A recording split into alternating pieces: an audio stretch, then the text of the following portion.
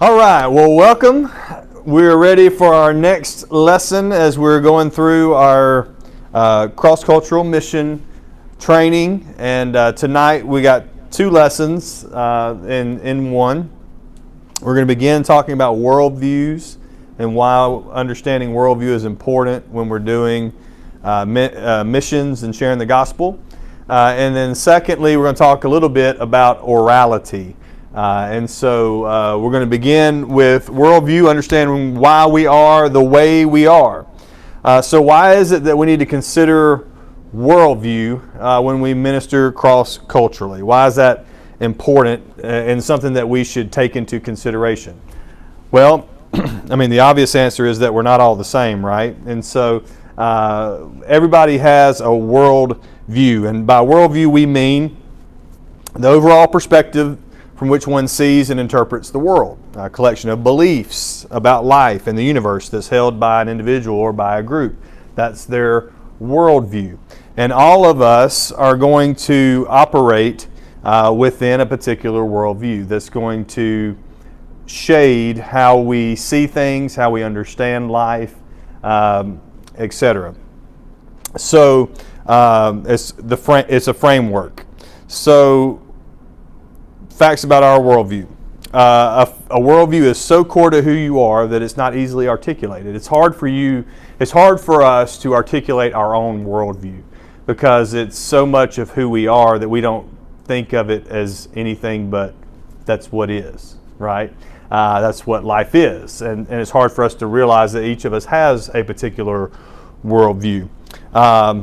Everything in our life is based on our worldview, and it helps us make sense of the world around us. And it's kind of like layers of an onion. So here's a picture that kind of illustrates that. What's done is behavior. What's good are our values, right? What's true, our beliefs. What's real is our worldview there in the center. So to give you an example, when you look in the Bible and you think about a first century Jewish person, that's much of the audience that Jesus is interacting with when he's in the Gospels. There were either Jews, some Samaritans, and then of course some that were Gentiles, Greeks, and etc. as he would go further out. But a lot of the people that he was interacting with were Jews, and they had a particular worldview, and it shaped the way that they understood life. So they had a worldview that said Jews are blessed by God, Gentiles are bad people. They believed that they were honorable, that Gentiles couldn't do good things. So they valued Jewish people. They did not like Gentile people. They would act lovingly to Jewish people. They would attack or avoid Gentile people. The story of the Good Samaritan is a great example of that, right? So this is their worldview. And so all these things were particular. Their beliefs, their values, their behavior, all intertwined with their worldview. And so when we think of the story in worldview, all of us have a story about how things feel. So stories not only define a group, but who outsiders are to that group. You think about, we'll use the story about the Good Samaritan again as an example. For a Jewish person, hearing that story, Jesus telling it, they go, well, here's a priest, he's a good guy. Here's a Levite, here's a good guy. Here's a Samaritan coming, he's a bad guy. Why is he doing a good thing? That's why that story it captured the attention of his audience so much, is because they never ever would have expected that the Samaritan would do something good. He couldn't do good things. He's a Samaritan. So why is he taking care of this guy on the side of the road? And so these stories not only form our worldview, they can transform our worldview. And so we share biblical stories that's part of our worldview, and they kind of hold us together into a fellowship. And so when you think about reaching out into a particular culture, you're going to have a biblical worldview from which we're operating. Then you're going to have the worldview of the target audience that we're trying to reach. Okay, so the blue is their target audience, and so they're going to be stories that are particular to our biblical worldview. They're going to be stories that are particular to their worldview, and there might be some that we share together, right? There's going to be some beliefs or behaviors that we have in common, and those can be bridges between the cultures. So we, from a biblical worldview, we would say God loves me and He sent His Son Jesus to die for me. That's my biblical worldview. My target audience, that might not be their worldview. They believe that that Muhammad is the prophet of Allah and he's the one we should listen to. But we both think that it's not good to steal. We both think that it's good to tell the truth. And there's some things that we have in common that can be bridges to communicate between the two groups. So, as I mentioned, this particular cross-cultural training that we're going through is targeting Latin American audience, right? And so this is going to be particularly helpful when we're talking about our partnership in the Americas with the I people in Mexico, and with reaching people who are of Hispanic descent here in Knoxville. So these are some tips. Allowing the Bible to reveal the heart of God. And so for them, things like births, marriages, holidays, all these things center around religion. If you ask them, they'd say that they were Catholic. Most of them would say that. And so in their culture, it's not easy for them to say, I'm not going to be Catholic and choose to trust in Jesus as my Savior, and not the rites of the Catholic Church as their salvation. So allow the Bible to speak is a thing to do. Try to understand their worldview. So we talked about this a couple weeks ago, maybe where evangelists have gone into certain countries in Latin America, maybe and done a revival or something like that, preaching, and they'll say, if you want to trust Jesus, raise your hand, and they'll come back and they'll say, we had 378 people raise their hands to trust in Jesus. And when you understand the worldview of some of these Latin American cultures, when they raised their hand, that didn't necessarily mean that they wanted to accept Jesus. It meant that they didn't want to let you down, right? That was what their worldview is, one in which you're an outsider that's coming in. They want to be your friend. They want to appease you, and so they don't want to do something that would embarrass you or hurt you. And so they go, he obviously wants me to raise my hand, so I'm going to do that. So that's not true of everybody. I'm not trying to say that there's no such thing as someone who gets saved at a revival like that. But what I'm saying is that for some of those people, that's what it was. And when you understand that, when you say worldview, you look for those bridges, like I said, those commonalities between the two cultures. What are some things that we can bridge between, and then what are some barriers? These are things that are going to be real obstacles for them to come to trust in Jesus. We know that this is going to be a big obstacle for them, and we can understand that in various cultures that we're trying to reach. Like if you say God, and someone from a different culture says God, we don't necessarily mean the same thing, right? And so that shows you how deep how basic this is in understanding worldview. When you say sin, and someone from a different culture says sin, it doesn't mean you mean the same thing. When you say righteousness, they don't necessarily mean the same thing. When you say judgment, in that culture might not mean the same thing. Punishment might not mean the same thing. Heaven might not mean the same thing. Hell might not mean the same thing. When you talk about sacrifice, forgiveness, grace, all these things that we go, well, we know what all this means. This is because this is very core to our worldview, to our Christian worldview, biblical worldview. But when you speak to someone that's not coming from that particular worldview, all these words might mean different things to them. Believe. And so when you talk about Central and Latin America, there's a particular phenomenon that took place called syncretism, and we've touched on this a little bit in some of our previous lessons.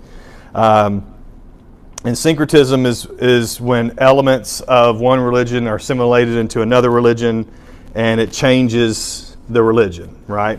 So a union of two opposite beliefs forming a new thing. So what happened in the Americas is that when Central South America were colonized, they were converted to Catholicism by the Spanish when they came over, and the Portuguese in Brazil. And a lot of the animistic beliefs of the indigenous peoples were intentionally combined with some of the Catholic teachings. Why did they do that? So they would accept Catholicism, right? So they kind of combined some of these things together. And the rituals that they would do were easily transformed into some Catholic traditions. Saints replaced their spirits. Priests replaced their shaman. Images replace their idols. Mary replaces Mother Earth. The ordinances replace the appeasements that they used to do. And so you see they just kind of said, we'll take what you're doing, that's sure, and we'll just put that on top of what we're doing. And kind of mixed it all together. And so when you're dealing with indigenous peoples in the Americas, this is what you're facing a lot of times, is this sort of a worldview. And so we filter things through our cultural grid. So there's what the reality is. We filter it through our grid, and then it's what we perceive, how we see it, how we understand it. And so it doesn't mean that they necessarily understand what you're teaching. They understand how they interpret what I'm teaching them, right? And so we have to be very careful to make sure that they understand, really understand what it is that we're trying to say. And so it's helpful for us then to study and to know the particular culture that we're trying to reach, and to be able to predict how they're going to perceive things, right? That you know that they're going to have issues with some things. So, for an example, this is a culture in the Andes Mountains where we say to them, you know, sex should be part of marriage. That's something you should say for the confines of marriage. That's what the Bible teaches. And they go, but what's marriage? You know, marriage in their culture is not what it is in our culture. So like, for example, traditional marriage for an Andean people was about property. It wasn't about love. And so it wasn't even really a religious thing. It was just about, you know, furthering society. But, you know, a civil and religious marriage for them isn't signing an agreement or a church blessing. It's just two families saying, yeah, they're going to be together. And so then Hispanic culture doesn't completely replace the indigenous culture. It just adds layers to that when they say, no, this is what marriage is. It's a church blessing. It's a religious ceremony. It's this. And they just kind of add that to what they're doing. And they don't necessarily, so when we say, well, you're married and this is what that means, they don't understand it that way.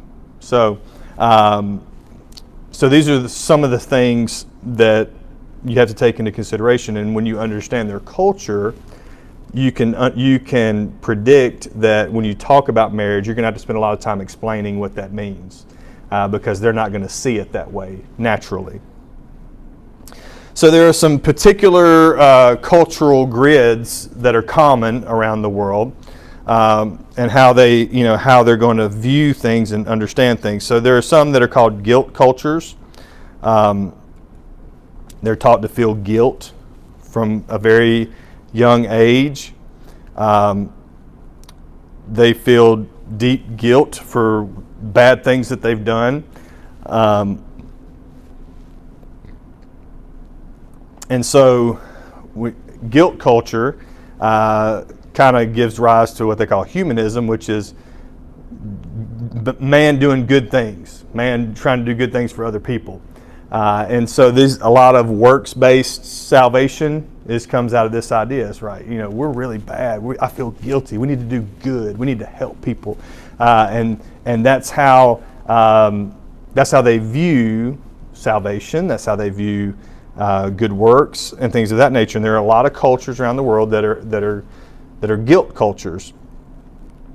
And so if you're going to preach the gospel to someone that's in a guilt culture, you have to preach about grace that justifies us, that puts us into right standing with God and deals with our guilt, because that's the thing that they struggle with. So if you're presenting the gospel to a North American, and this our culture would be a guilt culture. A lot of what you hear around the United States is that sort of good works, right? I mean, how many people do you talk to that say you just got to do good stuff, right?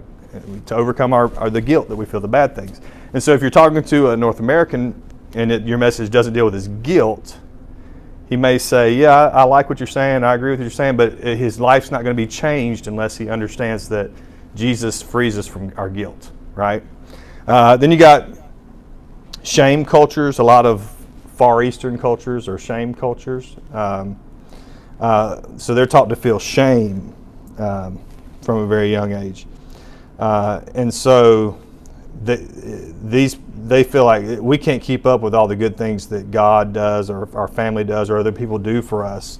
And we feel shame because of that. And it's kind of you keep your head down. You don't look them in the eye. You feel shame, right? Because of your failure. And so shame cultures give rise to religion. We want to give our best attempts to restore our broken relationship with God. And so if you're trying to preach the gospel to someone from a shame culture, you got to preach about a grace that restores us, that fixes our broken relationship with God, and deals with the shame that they feel. And so he says if you're presenting the gospel to a mestizo, which is an indigenous person, and your message doesn't deal with their shame, then they may say, yeah, I like this, I agree with what you're saying, but their life won't be changed unless you're speaking to their worldview. You see the difference here? There are some that are fear cultures. They're taught to fear. And so a lot of indigenous cultures are fear cultures, that the spirits indwell everything around them. They're always in fear that the spirits are going to get angry, there's going to be a natural disaster. The spirits are going to get angry, my mom's going to get sick. Somebody's going to get, these sort of things. They're in fear constantly. And this gives rise to animism, worshiping creation, trying to appease spirits, trying to, make this God happy or that spirit happy so that they'll, leave you alone or bless you or curse the other person.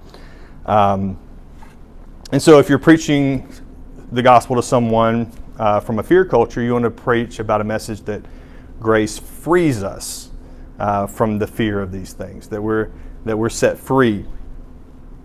And so if you're presenting to this indigenous person and you don't deal with that fear that they have, then their life's not going to be really changed.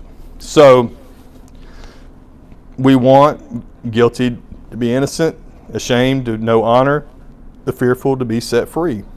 So these are some examples of how understanding their worldview, the person's worldview that you're talking to, is going to dictate how we share the gospel with them. Obviously, it's the same gospel message, but we're going to speak to how there's freedom. We're going to speak to how there's honor and a relationship with God. We're going to speak to how you're declared innocent and your sins are washed away. Which the gospel does all of those things, right, in our relationship with the Lord. But based on the worldview and the trappings of the worldview that person is coming from, we know this is how we need to share this with them in a way that's going to really impact them and make sense to them.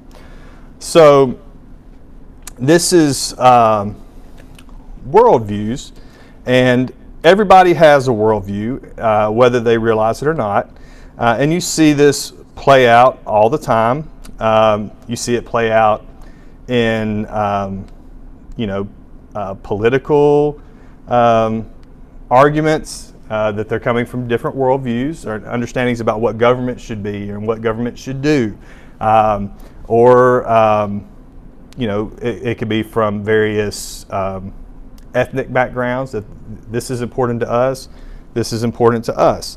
And they don't always mash together, right? And so all that is viewed through that lens of worldview. And so it certainly plays a part then in how we're going to minister to people from the various cultures and how we're going to reach them with the gospel.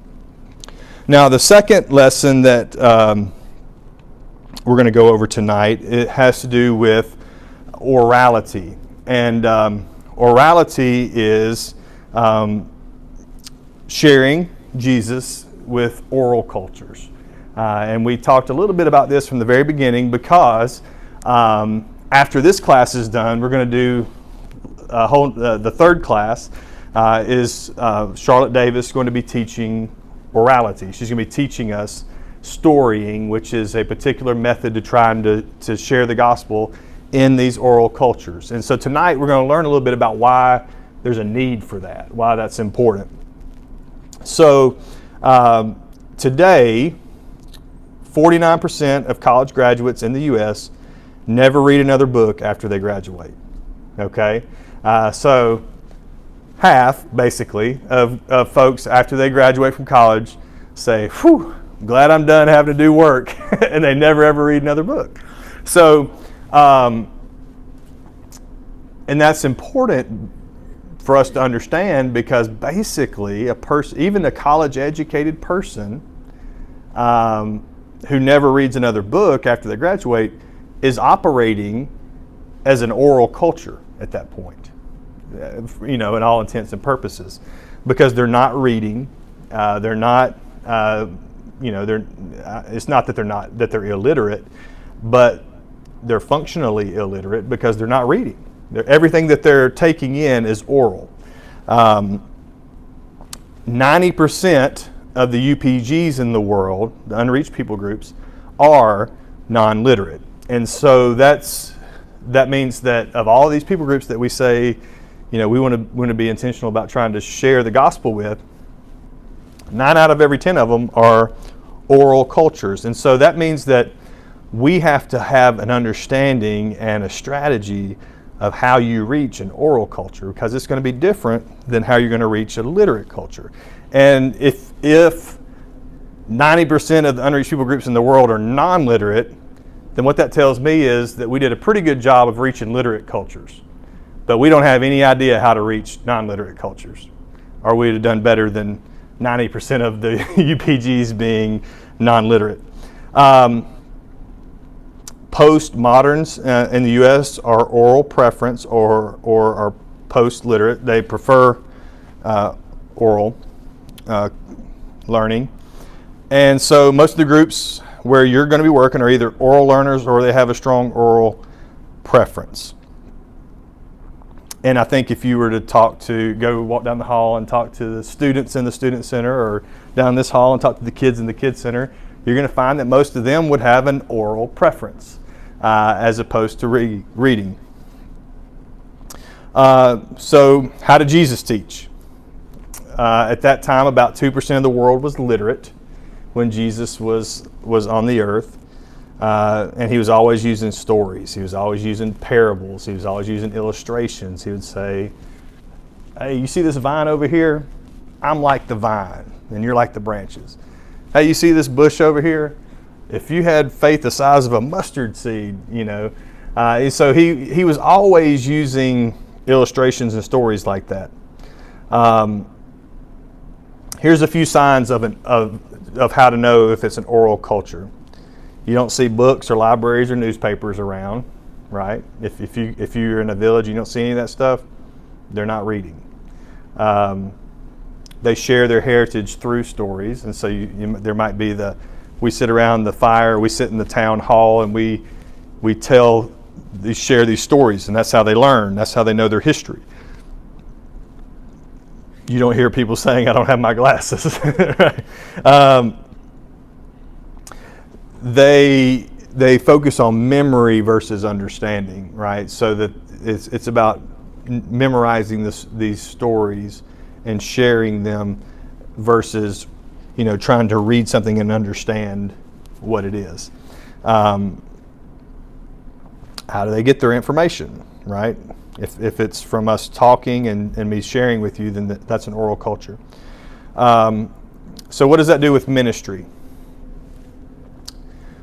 When we start thinking about how we're doing ministry, are we training people to reach the masses, or are we training people to reach the highest educated people in a society, right?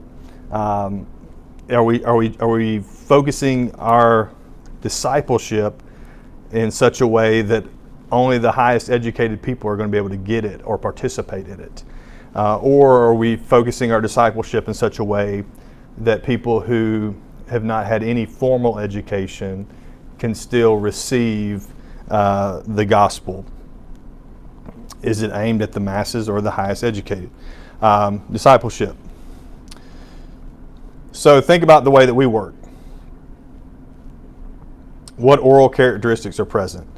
At your work, is it we're sending emails, we're sending documents, we're looking at presentations and things like that, then it's going to be primarily a literacy-based sort of job or work that you're doing.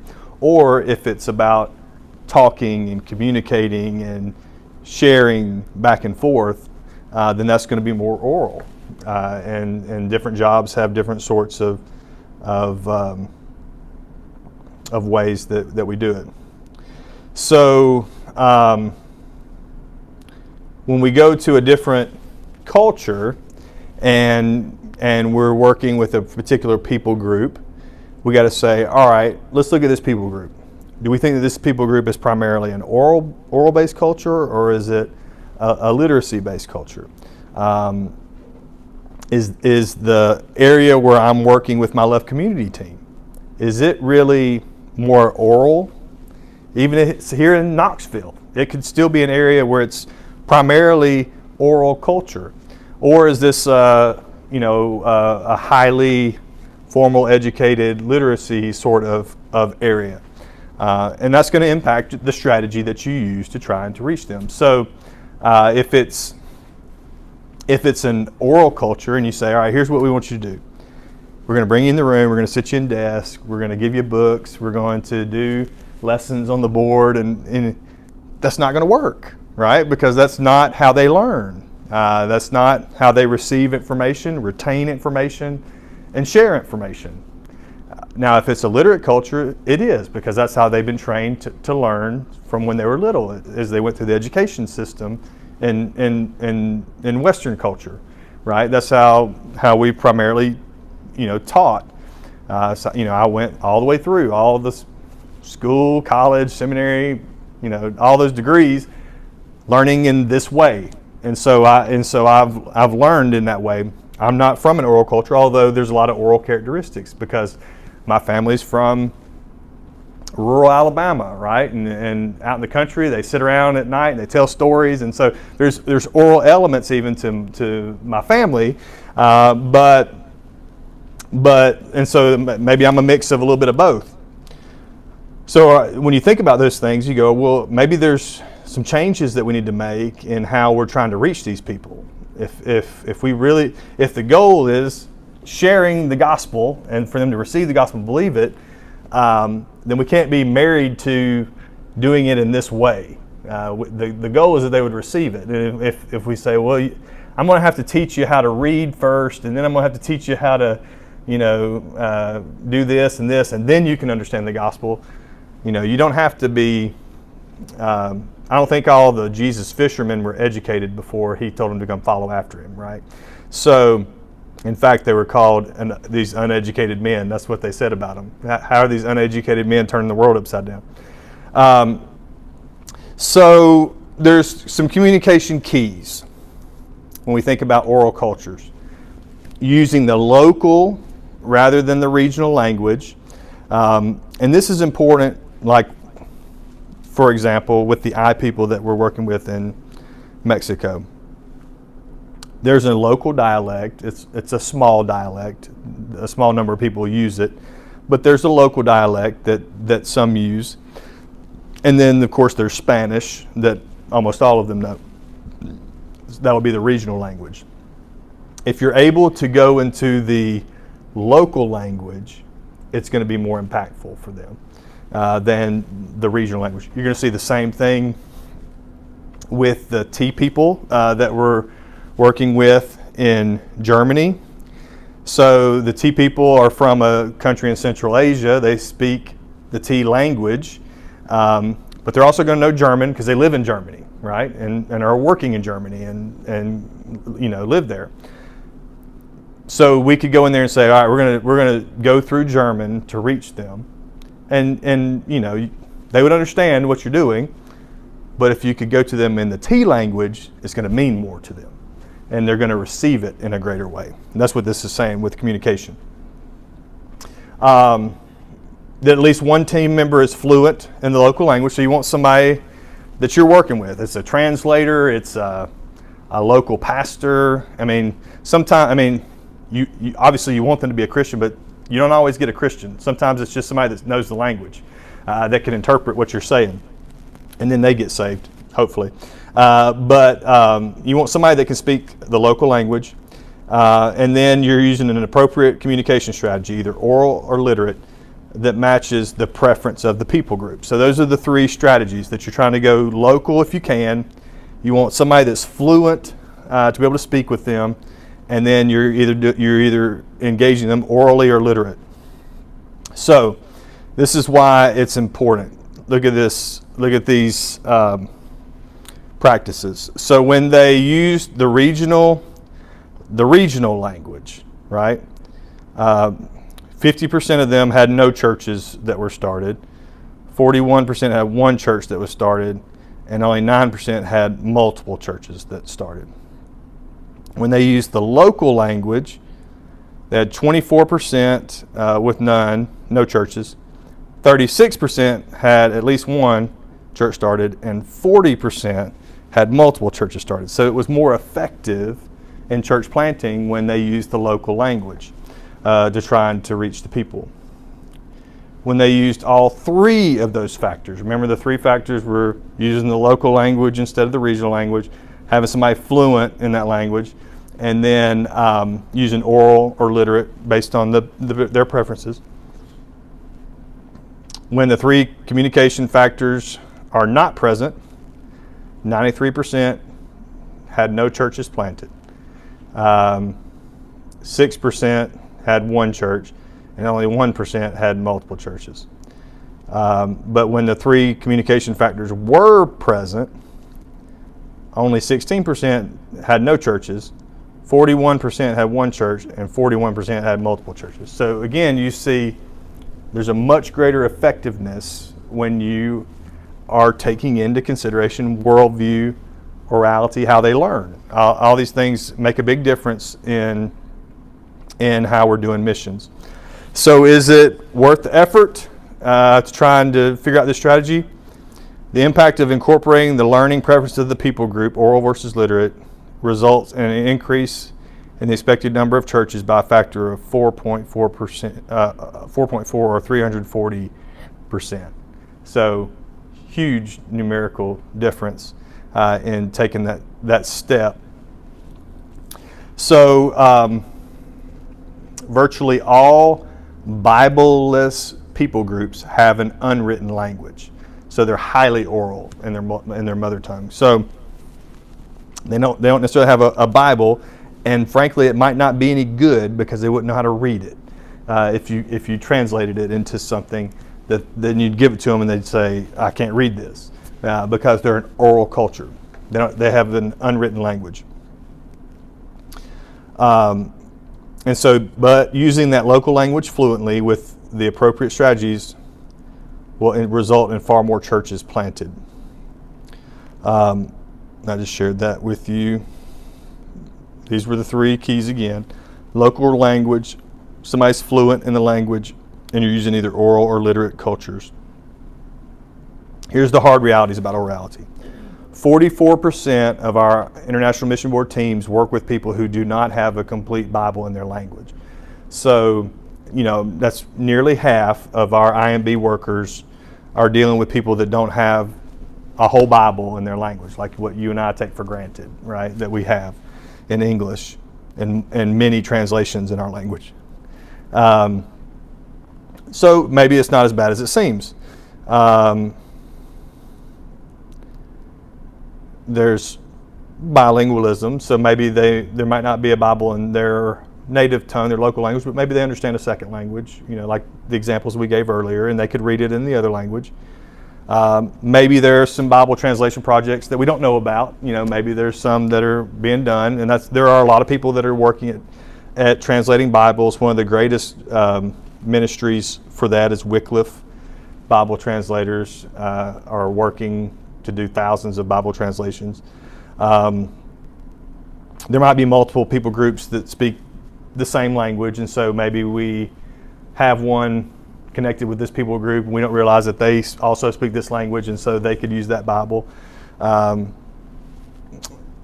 then there are oral story first translation approaches, and that's what we're going to learn is the storying approaches from Charlotte. Or it could be worse than we understand. Go back. That there are high rates of functional illiteracy, and this is what I mentioned earlier. When we talk about 49% of college graduates never read another book after they graduate, they're functionally illiterate at that point. They're not reading or learning. They're not reading anything.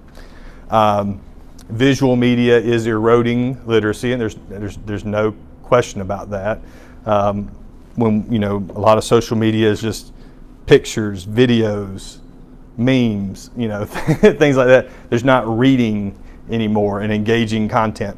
A lot of places the educational systems aren't that good anyway, and so all that has an impact on a people group's literacy. The people groups who are listed as having the scripture in their language might only have a little bit. Right? Maybe they only have the Book of Ruth. And if I just gave you the Book of Ruth and said, "Here's a Bible," you'd be like, "This is 3 pages. I don't, I don't have the Bible." But maybe they're on the list of people groups that have the Bible, and some of them have old translations, right? That are like 195 years old, and that's the reality for 130 of our engaged people groups. It'd be like, if all we had was the King James version of the English Bible. Obviously, it's a Bible in our language and we can read it, but it's really hard to read for modern English speakers because there's a lot of phrasing that's old that we don't understand anymore. It's difficult the way that it's written, and that's why there's more modern translations in English. But in a lot of these languages, there's not a more modern translation. There's just that one. For example, that we had a boy that was a part of my church in Florida who was from China. We bought him a gift of a Bible, and we gave him the Bible, and he looked at it and he was like very thankful that we gave it to him. We said, "What, is it good? What's it like?" And he's like, "It's very old." And we were like, "What do you mean?" And we didn't understand. And basically, it was like the King James version in Chinese. It's like it was very old, very hard for him to read and understand. But that's the translation that we could find, right? So, but there's hope, and the hope is that we're able to craft stories and change lives, and that's what Charlotte is going to be teaching us in that next section, is about how to share stories from the Bible in a way to teach the Bible to people that are receiving these stories orally, then they can understand and repeat and share them to others in their culture. So we appreciate you tuning in with us tonight, and hope that this has been helpful for you as we continue learning how to reach folks cross-culturally.